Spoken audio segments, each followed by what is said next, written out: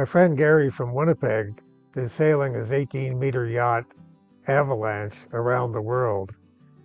And this year he's asked a few of his friends to come along, and I'm certainly happy to be on the trip. We started out in Florida, and so far we've got to Newfoundland. Part of our journey will be along the route the Vikings took from Europe to North America. Yesterday we traveled from Ferrylands to Petty Harbor, and today we'll make a short hop around to St. John's. We plan on staying there a week, where we'll change some crew and reprovision for the trip north. Good morning. It's goodbye to Petty Harbor. Just a wonderful place. We had a stroller come by last night and he hopped on board. Tracy was playing the mandolin and he asked if he could play a song, and he ripped off a great Newfoundland tune and then thanked us very much, and off he went. What a friendly place. And just over on the horizon there is the easternmost point in Canada. If you pan around to the north, you can see the opening to the harbor in St. John's. So St. John's is important historically and geographically. Plus it was just the center of the fishing industry for years and years. The port captain, which was the first boat into St. John's in the early years, he basically became the mayor of the commander of the whole fishing fleet on this coast back in the day. So pleasure to be here, and particularly on such a nice day, and with my friend Tracy. We're arriving here in St. John's, Newfoundland. You can see in between the rocks there, that's going to be the harbor. That's Signal Hill on the right for the first telegraph descent, and you can see the city behind the rocks. And it is a beautiful day.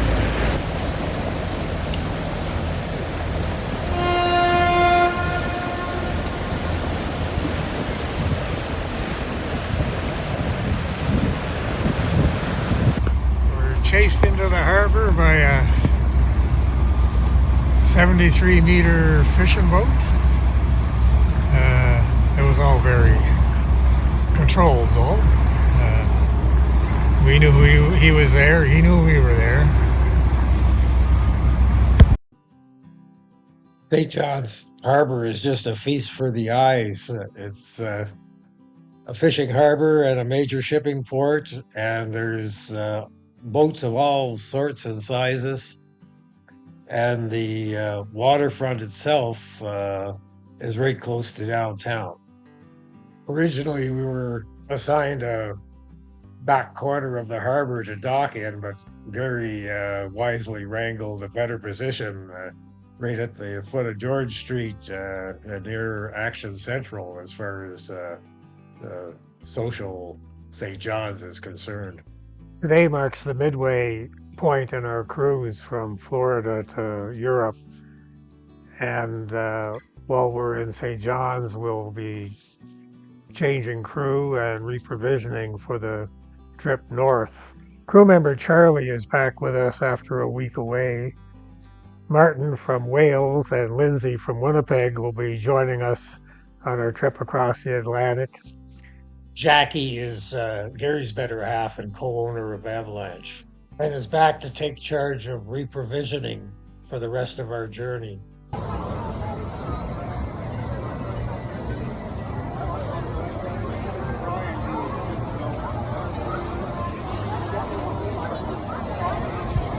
Downtown St. John's on a Friday night. It's quite a sight.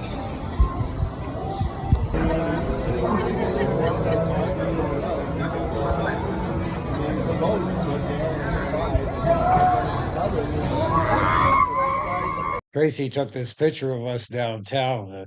We thought if we ever wanted to start a boy band, this would be the album cover. Oh, here I am in the Crow's Nest. It's officers club for the Navy officers that was established in 1892 in St. John's, where the officers could get away from their daily duties and their lower ranks and have a drink and de-stress, especially during World War II. Behind me here is a periscope of a German U-boat, U-190, and we just turn out the window.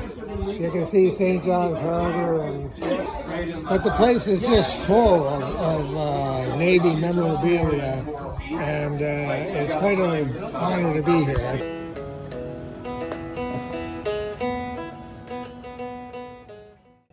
Our first day in St. John's was a full one, so now it's a tune and a glass of wine and off to bed. My grandfather O'Brien came from Holyrood, Newfoundland to work at the steel mill in Sydney in the early 1900s. He married and raised a family, but he never did make it back to Newfoundland. So after doing some inventory work with Jackie this morning, I'm off to see some long-lost relatives. Good morning. I'm in St. John's Harbor, tied up. Got a special guest today.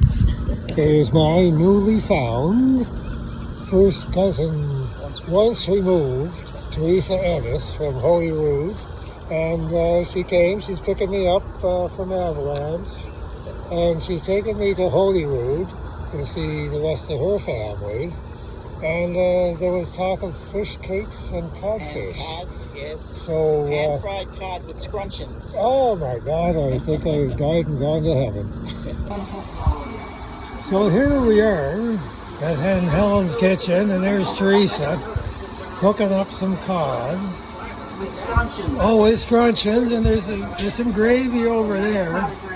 And I know I saw... In the oven, there's... Oh my goodness, look at that. There's fish cakes, there's mashed potato, asparagus, cod, or potato casserole, fish cakes in the bottom oven down here. Holy heck. Well, if you think there's a lot of food, look at all the O'Briens. The place is loaded with it. There's more down the other end. What a great day, and it looks like a great sky. Standing on the homestead, the original land grant of Bartholomew O'Brien in Holyrood, Newfoundland, and I'm with my cousin Teresa, who's just a font of knowledge. In the background you can see a shed. Now that shed's been there for a long time. The house is gone now. Bartholomew's son, Martin, was my grandfather, and his youngest brother, Bill, eventually ended up with this property. But it's nice to touch my feet on the home soil and where my mother sprung from. I don't know that she's ever been here, but this is where she started. Well, hello, Teresa and the many O'Briens of Holyrood, Newfoundland. I have a special guest with me today that kind of missed our little soiree, and it's my daughter, Tracy. Hello. Thank you so much for sending me a plate of food. My goodness, this is wonderful. The codfish is amazing and everything is. I'm sorry that I missed meeting you all today. I got whisked away by the ladies to restock the boat. We did a big Costco run and got everything ready for Dad's next leg of his trip, but it would have been good to meet you all too. And Dad said he had a wonderful time and he's still very full. So that's a true story. The whole crew went out for dinner tonight, but Dad did not. I did not. I was done like dinner. Well, dinner done me. Anyway, the many O'Briens, thank you so much. You were wonderful to meet that extension of the family and to stand on my great-grandfather's or perhaps great-great-grandfather's homestead. I hope to see you down the road. Bye now. It's Tracy's last day today, so time is short. We had Charlie drive us up to the top of Signal Hill, and we'll walk back to the boat. Here she comes, descending from the light.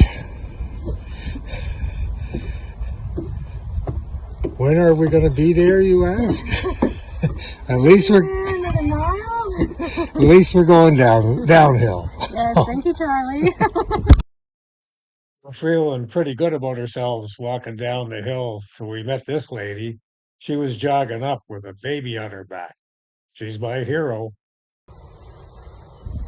Most of the path is pretty well developed, but there are some sketchy places.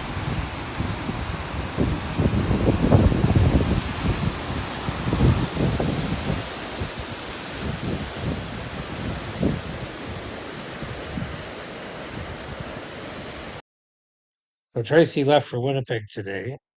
St. John's has been a necessary and interesting stop. Interesting because it's St. John's, and it's just darn interesting.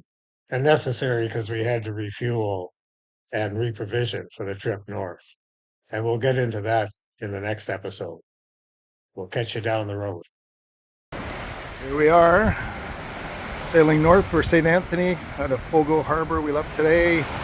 Beautiful, beautiful sail here. Full main. And Genoa out, cruising along at 7 to 8 knots.